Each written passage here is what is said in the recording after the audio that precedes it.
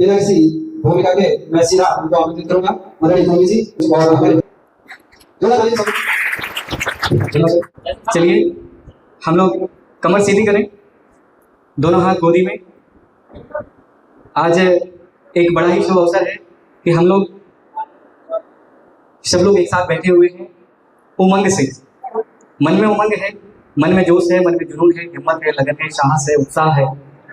और किसके लिए उत्साह है? अपने अंदर की उमंग जगाने के लिए, अपने अंदर का जोश जगाने के लिए।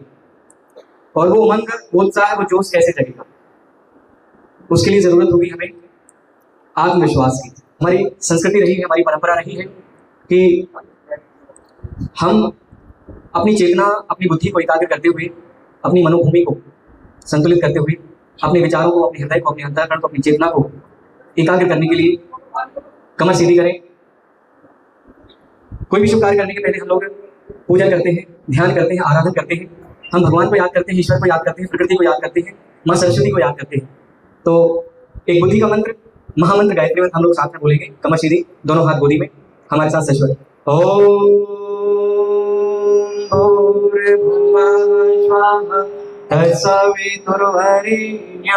भर्गो देवस्य धीमहि धियो यो नः प्रचोदयात्। माँ सरस्वती को याद करते हुए उनके श्री चरणों में नमन। मंच पर विराजमान सेंट्रल गोपाल मंच हाई स्कूल के शिक्षक स्टाफ, हम सबके जीवन में ज्ञान का वर्धन करने वाले हमारे सभी गुरुजन, हमारे समक्ष विराजमान हमारे इस देश के कर्णधार किशोर, हमारी सभी बहनें, युवा साथी। अगर हम युवाओं की तरफ देखते हैं, अगर हम नौजवानों की तरफ देखते हैं, तो हमारा देश सबसे युवा देश कहा जाता है। दुनिया में सबसे ज्यादा युवा कहाँ हैं? भारत में। कितने हैं? लगभग कहते हैं 27 करोड़ युवा। 27 करोड़ युवा 15 से 45 वर्ष के। तो उमंग का अर्थ अगर हम देखें सामाजिक परिप्रेक्ष्य में, तो हमारे सर्वांगीण विकास के लिए है। स्कूल में जो पढ़ाई होती है, वो पढ़ाई हमारे सब्जेक्ट से रिलेटेड होती है। लेकिन उमंग कार्यक्रम सरकारों ने आयोजित इसलिए किया कि हमारी पढ़ाई के साथ साथ हमारा सर्वांगीण विकास भी हो, हमारा ओवरऑल डेवलपमेंट भी हो। जैसे सांस्कृतिक, सामाजिक, रचनात्मक। आप ये बताइए, केवल पढ़ाई करने के बाद में अगर हम सामाजिक प्राणी नहीं हुए, तो हमारा पढ़ाई करने का उद्देश्य क्या रहा? अगर हमारे अंदर रचनात्मकता नहीं आई, क्रिएटिविटी नहीं आई, जैसे हमारी बहनें अभी ये लिख रही थी, कुछ बहनें रंगोली सजाती हैं और सबके अपने अपने अलग अलग इंटरेस्ट हैं। अगर कुछ ऐसे क्रिएटिव सांस्कृतिक चीजें अगर हमारे अंदर नहीं आई, तो पढ़ाई करने का शायद उद्देश्य नहीं है, उद्देश्य पूरा नहीं होगा। पढ़ाई हम केवल नौकरी के लिए करते हैं क्या? पढ़ाई केवल हम पैसे के लिए करते हैं? घर परिवार में कोई सामाजिक अनुष्ठान के सामाजिक कार्य पूरे ना कर ले, तब तक शायद ऐसा नहीं लगता कि हमारा जीवन पूरा हो गया है। तो कुछ उद्देश्य हमारी सरकारों ने इस कार्यक्रम को लेकर के बनाए हैं। 6 उद्देश्य हैं। आत्मविश्वास का विकास, सेल्फ कॉन्फिडेंस डेवलपमेंट। दूसरा है प्रतिभाओं का प्रदर्शन। अगर हमारे अंदर कोई प्रतिभा है, हम जानते हैं हर व्यक्ति के अंदर कोई ना कोई प्रतिभा है। किसी को क्रिकेट पसंद है, किसी को वॉलीबॉल पसंद है, किसी के अंदर नेता बनने के गुण हैं, किसी के अंदर अभिनेता बनने के गुण हैं, किसी के अंदर खिलाड़ी बनने के गुण हैं, है कि नहीं है?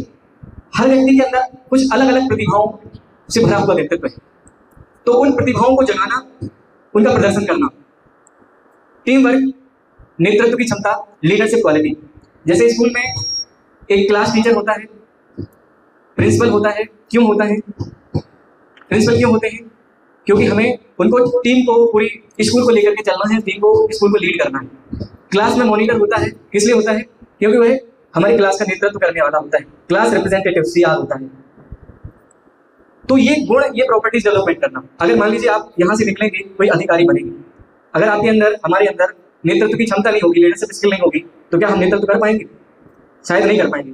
तो धीरे धीरे यही विकास इसी स्टेज से कराया जाता है कि आपको leadership skills, leadership quality develop करना है, अर्थात आपको नेतृत्व करना है, नेतृत्व क्षमता आपको डेवलप करनी है।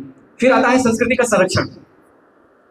हमारी भारतीय संस्कृति, भारतीय परंपरा, हमारा कल्चर कैसा रहा है कि हम हमारी संस्कृति को हम फॉलो करने वाले हूँ। मैं अगर यहाँ आ जाऊँ तो चलेगा, क्योंकि मैं आप लोगों को देख नहीं पा रहा हूँ। आप लोग इतने सुंदर हैं, इतने स्मार्ट लग रहे हैं, तो सभी पे नजर नहीं पड़ पा रही है। तो हमारी संस्कृति कैसी रही है कि हम कोई भी कार्य करते हैं तो संस्कृति के अनुरूप ही करते हैं। अगर आप लोग ड्रेस पहने हुए हैं, बहने 2 चोटियां रखे हुए हैं, तो क्यों रखे हुए? ऐसे को नहीं रखे हैं। हमारी संस्कृति, हमारी परंपरा ये रही है कि हम लोग भारतीय संस्कृति को फॉलो करने वाले बने, भारतीय परंपरा को फॉलो करने वाले बने। अच्छे से उठना, अच्छे से बैठना, अच्छे से खाना, अच्छे से पीना। जैसे आप लोग लाइन में रो में बैठे हुए हैं, क्यों बैठे हुए हैं? क्योंकि हमारी परंपरा रही है कि हम अनुशासन में कार्य करते हैं, है ना। चंदन आप लोग लगाए हुए हैं, बिंदी आप लोग लगाए हुए हैं, क्यों लगाए हुए? सीधा आप लोग बांधे हुए हैं, क्योंकि हम ऐसी संस्कृति से बिलोंग करते हैं जहाँ नियम कानून कायदा सर्वोपरि है। हम माता पिता के पैर छूते हैं, भाई बहन से स्नेह करते हैं, बड़ों का आदर सम्मान करते हैं। क्यों करते हैं? क्योंकि हमारी संस्कृति बड़ों का आदर करना सिखाती है। कहते हैं हमारी संस्कृति में कहा गया है माता पिता और गुरु की आज्ञा का पालन बिना सोचे समझे करना चाहिए। क्यों करना चाहिए? क्योंकि हमारे माता पिता हमारा बुरा नहीं सोच सकते, हमारा भला ही सोचेंगे, इसलिए हमारे शास्त्रों में कहा गया। तो आज जब हम युवाओं के बीच में आए हैं, युवाओं के सर्वांगीण विकास का संकल्प हमारी सरकारों का, हमारी प्रशासन का उद्देश्य है, तो कहीं ना कहीं ये कमी तो हमारे अंदर रही है कि हम पढ़ रहे हैं, लिख रहे हैं, हम उद्देश्य बनाए हुए हैं, बड़ा सपना, बड़ा संकल्प सजे हुए हैं मन में कि हमें कुछ बड़ा बनना है, कुछ बड़ा करना है, लेकिन उसके लिए हम क्या कर रहे हैं? हम कुछ नहीं कर रहे, खाली हम किताबें पढ़ रहे हैं, केवल परीक्षा की तैयारी कर रहे हैं, पेपर दे रहे हैं और नौकरी पा ले रहे हैं। लेकिन नौकरी पाना क्या हमारा उद्देश्य है? क्या उद्देश्य है हमारा? बेशक नौकरी पाना, पैसे कमाना सभी का उद्देश्य नहीं हो सकता। तो मैं आज आपको बता रहा हूँ कि आपको अपने जीवन में कोई लक्ष्य बनाना है। क्या बनाना है? कोई लक्ष्य बनाना है, कोई उद्देश्य बनाना है, कोई संकल्प बनाना है। तो हमारा लक्ष्य क्या है? आप बताएंगे आपका लक्ष्य क्या है? हाँ, आपसे पूछना चाह रहे। बहुत बढ़िया। आपका उद्देश्य क्या है? पुलिस बनना। ये तो लक्ष्य है आपका, उद्देश्य क्या है जी? बहुत बढ़िया, बैठिए, तालियां बजाइए। इनका उद्देश्य भ्रष्टाचार बंद करना। तो कितना पुनीत उद्देश्य है। लक्ष्य तो हमारा कुछ बनना हो सकता है, लेकिन उद्देश्य हमारा कुछ अलग होता है। उद्देश्य कोई एक शब्द में नहीं छपा होता, उद्देश्य महान होता है। जैसे हम बेसिकली सिविल इंजीनियर थे, तो हम इंजीनियरिंग के साथ साथ में हमारा उद्देश्य है कुछ सामाजिक क्षेत्र में कार्य करना, हमारी आने वाली युवा पीढ़ी को सन्मान की ओर अग्रसर करना। हमारे सर लोग यहाँ बैठे हुए हैं, इनका उद्देश्य केवल टीचर बनना नहीं था, इनका उद्देश्य था बच्चों के अंदर कुछ प्रतिभाएं छिपी हुई हैं, उनको निखारना। हर व्यक्ति का अपना अपना एक अलग लक्ष्य हो सकता है, अपना अलग उद्देश्य हो सकता है। और किसी का कोई उद्देश्य है क्या? बताएंगे क्या बहनों का उद्देश्य क्या है? आप बताइए दीदी, आपका उद्देश्य क्या है? डॉक्टर बनना, ये तो आपका लक्ष्य है। उद्देश्य क्या है? बताइए बताइए। कोई बात नहीं, धीरे धीरे उद्देश्य जगाएंगे। अभी हम लोग की उम्र छोटी है, तो हो सकता है अभी हमने अपना केवल लक्ष्य बनाया हो, उद्देश्य ना बनाया हो। मैं एक छोटी सी कहानी आपको बता के कंक्लूड करूंगा। एक छोटी सी बिटिया थी, वो अपनी दादी से सुनती रहती थी, काश मैं ये कर पाती जब मैं जवान थी, जब मैं युवा थी। वो बिटिया कहती रहती, अरे दादी आप क्यों ये काश सब कुछ करते हैं? बोले बेटा, अगर मैंने बचपन का सही उपयोग कर दिया होता, जवानी का सही उपयोग कर दिया होता, तो मैं जीवन में कभी पछताती। तो बोली दादी मैं क्या करूं कि मैं काश शब्द का कभी उपयोग ना करूं? तो उन्होंने कहा बेटा आपको एक चीज करनी, आपको जीवन में क्या बनना है ये निर्धारित करना पड़ेगा। ठीक है, उसके लिए क्या करना पड़ेगा? आपको अपना लक्ष्य निर्धारित करना पड़ेगा। और उसने वो लक्ष्य बनाया, उसने वो लक्ष्य लिखा, और आपको विश्वास नहीं होगा, ये एक पत्रिका में छपा हुआ एक लेख था। 47 वर्ष की उम्र में उसने जितने भी लक्ष्य बनाए थे वो पूरे कर दिए। तो लक्ष्य का कितना बड़ा महत्व है हम इस छोटी सी कहानी से समझ सकते हैं।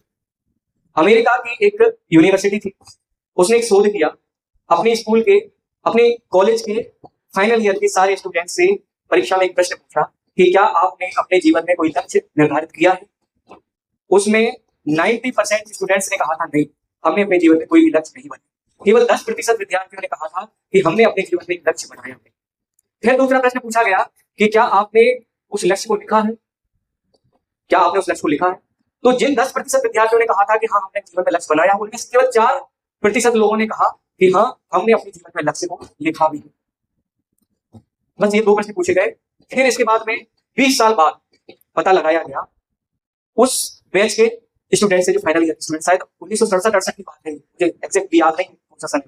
तो फिर 20 साल बाद जब स्टडी करेगी, पता किया गया उन स्टूडेंट्स के बारे में, तो पता चला बहुत सारे बच्चों की डेथ हो गई जिन्होंने अपने जीवन में लक्ष्य नहीं बनाया। 90% में से कुछ लोग पागल घूम रहे हैं, कुछ लोग दिवालिया घूम रहे हैं, कुछ लोग शांत हो गए।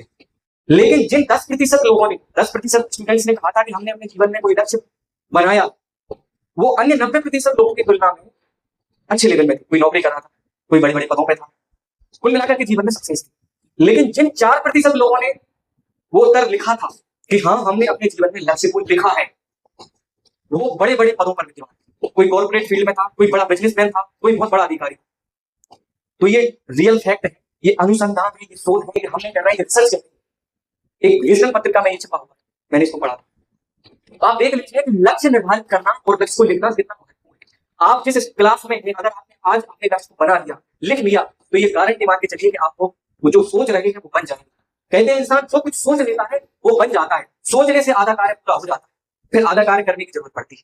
अगर आपको यहाँ से सागर जाना है, आपको पता ही नहीं है कहीं से जाना है, आपके पास साधन नहीं है, गाड़ी नहीं है, मोटरसाइकिल नहीं है या बस नहीं, तो आप जा पाएंगे? अच्छा, ये बात ये सोच लीजिए आपको पता ही नहीं है कहाँ जाना है, तो आपके पास साधन भी हो, गाड़ी भी हो, कहाँ जाए? कहीं नहीं जा पाएंगे। यही लक्ष्य के बारे में, अगर आपको पता ही नहीं है कि हमें जाना कहाँ है, हम चले जा रहे हैं, हमें जाना कहाँ है हमें पता ही नहीं है, हम करे जा रहे हैं, हमें करना कहाँ है पता ही नहीं। अगर किसान होंगे, बहुत सारे माता पिता हो, अगर वो कोई फसल ना बोएंगे खेत में, तो क्या होगा? पूरा कचरा होगा कि नहीं होगा? अगर उन्हें सोयाबीन नहीं बोया, मक्का नहीं बोई, तो क्या 4 महीने बाद कोई फसल काट पाएंगे? ऐसे ही हमारे जीवन में लक्ष्य रूपी फसल को अगर नहीं बो दिया, तो धीरे धीरे ऐसे ही पूरा कचरा, कीटनाशक, ऐसे ही फसल बर्बाद हो जाएगी, आपका जीवन बर्बाद हो जाएगा। हो सकता है यहाँ आसपास में हम कहीं सब्जी करते हैं, ये बिल्कुल फैक्ट है भाई। आज अभी और इसी वक्त इस उमंग के माध्यम से जो आधुनिक शिक्षा हम सबको दी जा रही है, इसके माध्यम से आज हमें एक चिंतन करने का विषय है कि हमें अपने जीवन में एक लक्ष्य बनाना है, एक उद्देश्य स्थापित करना है। वो लक्ष्य, वो उद्देश्य हमारा क्या है, वो हमें खुद निर्धारित करना है। किसी दोस्त से नहीं पूछना है, किसी भाई से नहीं पूछना है, किसी बहन से नहीं पूछना है, खुद अपने आप में सोचना है कि हमें क्या बनना है, कौन सा विषय हमें अच्छा लगता है, किस विषय में हमारी पकड़ अच्छी है। कोई दोस्त के बहकावे में नहीं कि हमें भाई वो कह रहा है डॉक्टर बनना है, तो हमें भी डॉक्टर बनना है। आपकी प्रतिभा अलग है, आपकी क्वालिटीज अलग है, आपकी सोच अलग है, आपकी विचारधारा अलग है। हर व्यक्ति अलग अलग है, भगवान ने सबको अलग अलग भेजा है, सबके फिंगरप्रिंट्स अलग अलग है, सबकी आंखें अलग अलग है, सबकी शक्ल अलग अलग है, कोई किसी से मिलता जुलता नहीं है, सबका उद्देश्य भी अलग होना चाहिए। हो सकता है सेम हो, मैच खाता हो, लेकिन वो अपने अंतरात्मा से पूछिए कि मुझे क्या बनना है, और उसके लिए आज से और अभी से, इसी पल से आप काम करना शुरू कर दीजिए। नहीं तो वो दिन दूर नहीं जब हम यूं ही आसपास में घूमते हुए ऐसे ही जो लोग बीड़ी गुटखा पान तंबाकू खाते हैं ऐसे पाए जाएंगे। बस मुझे आज यही बात कहनी थी। एक नोट कर लीजिए, एक डायरी बना लीजिए, उसमें आप अपना एक लक्ष्य लिखिए, और लक्ष्य आपका बनाइए, एक उद्देश्य बनाइए कि हमें क्या बनना है, उस पर काम करिए, उसकी स्ट्रेटजी बनाइए। जैसे किसान क्या करता है, फसल बोने के बाद तो नहीं जाता, क्या करता है, सिंचाई करते हैं, निदाई करते हैं, गुड़ाई करते हैं, पानी देते हैं, खाद देते हैं, बीज, कुछ मेहनत करते हैं ना, ऐसे आपको मेहनत करनी है। नित्य सुबह जल्दी उठना है, अपनी दिनचर्या को नियमित बनाना है। मैं एक भी बात और आपको बताना चाहता हूँ, आप लोग गायत्री मंत्र करेंगे, गायत्री मंत्र हमें बुद्धि देता है। पढ़ने के पहले अगर आप लोग 3 बार गायत्री मंत्र बोलेंगे, तो मेरा ये विश्वास है, मैंने खुद फॉलो किया है, आपकी बुद्धि बहुत प्रखर होगी। और नित्य, बहुत बढ़िया, तो सभी को याद होगा, सभी को याद होता है गायत्री मंत्र। तो सुबह सूर्योदय के पहले उठिए, आपकी दिनचर्या शानदार बनाइए। ब्रह्म मुहूर्त में उठने से क्या होता है कि हमारा उस समय पॉजिटिव माइंडसेट रहता है, पॉजिटिविटी ज्यादा रहती है ना, ऑक्सीजन रेशियो ज्यादा होता है, तो उस समय पढ़ने में आपका अच्छा मन लगेगा। माता पिता को प्रणाम करिए, भाई लोग माता पिता को चरण छू सकते हैं उठने के बाद में, बहनें माता पिता को राधे राधे या प्रणाम बोल सकती हैं। आपकी दिनचर्या सुव्यवस्थित बनाइए, नित्य स्कूल जाइए, है ना। तो ये सारी चीजें आपकी व्यवस्थित होंगी। जब आपकी दिनचर्या व्यवस्थित होगी तो आपका लक्ष्य, आपका गोल आपको स्पष्ट दिखाई देगा। कि जैसे लोहा तपता है ना, ऐसे हमें तपाना।